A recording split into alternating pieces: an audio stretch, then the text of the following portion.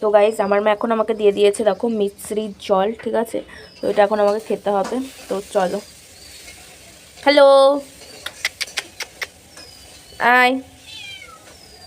So hello guys, কেমন আছো সবাই? আশা করি সবাই ভালো আছো, আর আমিও কিন্তু মোটামুটি অনেকটাই ভালো আছি। আর এই শরীর খারাপের মধ্যে আমার সকালটা শুরু হচ্ছে মেথি ভেজানো জল খেয়ে, না হলে ডাবের জল, মিছরির জল, না হলে গুড়ের জল, বাতাসা ভেজানো জল, আর না হলে ঘোল খেয়ে। যেহেতু এই সময়টা শরীর ঠান্ডা রাখার জন্য প্রচুর পরিমাণে ঠান্ডা জিনিস খেতে হয়, তার জন্য কিন্তু এত কিছু খেতে হচ্ছে আমাকে। ডাবের জল খেতে খেতে আমার হঠাৎ মনে পড়লো ডাবের জল মুখে মাখলে নাকি মুখের জন্য খুব ভালো।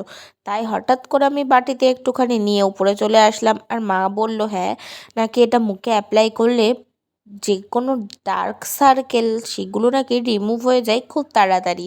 তার জন্যই কিন্তু আমি একটু অ্যাপ্লাই করে নিচ্ছি। ভেবেছিলাম পুরোপুরি সুস্থ হয়ে একেবারে তোমাদের সামনে ভিডিও করব, কিন্তু আমি আর থাকতে পারছি না ভিডিও ছাড়া। তার জন্য এই টুকটাক ভিডিও ক্লিপ নিয়েছিলাম, আর সেটাই তোমাদের সাথে শেয়ার করছি। আমার তো অভ্যাসটা এমন জায়গায় দাঁড়িয়েছে যে আমি সারাদিনে খেতে ভুলে গেলেও ভিডিও করা কিন্তু আমি ভুলি না। আর জানি জানি তোমরা অনেকেই আমাকে ভীষণ মিস করেছো, তাই তো আমাকে খুব মেসেজ করতে যে দিদি তোমার কি হয়েছে, বোন কি হয়েছে, বোন তাড়াতাড়ি সুস্থ হয়ে যাও, তোমার ভিডিও মিস করছি।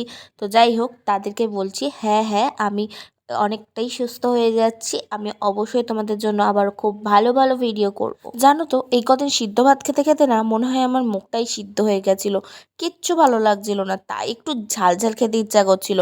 আর ওই যে রোল, চাউমিন, বিরিয়ানি এগুলোতেও আমার ভালো লাগছিল না। হঠাৎ ইউটিউবে দেখছিলাম ইডলি ধোসার ভিডিও, তাই বাবাকে ফোন করে বললাম যে বাবা আমার শরীরটা ভীষণ খারাপ, তুমি তো জানোই, তার মধ্যে আমার ভীষণ ঝাল ঝাল খেতে ইচ্ছা করছে, তা তুমি একটু ইডলি ধোসা কিছু একটা এনে দাও না বাবা। বাবা বলল যে আমি এখন কাজে রয়েছে, আমি এখন পারবো না। আমি বলছি ও বাবা, বাবা দাও না এনে। তো যাই হোক, অনেকবার রিকোয়েস্ট করার পর তাই বাবা এনে দিয়েছে। যেহেতু বাবা কাজে ছিল, না হলে বাবাকে বললে বাবা এনে দেয়, ঠিক আছে। বাবাকে বলেছিলাম মশলা ধোসা আনতে আর ধোকলা আনতে। তো এই ধোকলাটা আমি ফার্স্ট টাইম খেয়েছিলাম আমার মামা বাড়িতে, তো তখন আর ভিডিও করা হয়নি। তো যেহেতু বাবা এনে দিয়েছিল তাই ভাবলাম তোমাদের সাথে একটু শেয়ার করে দিই।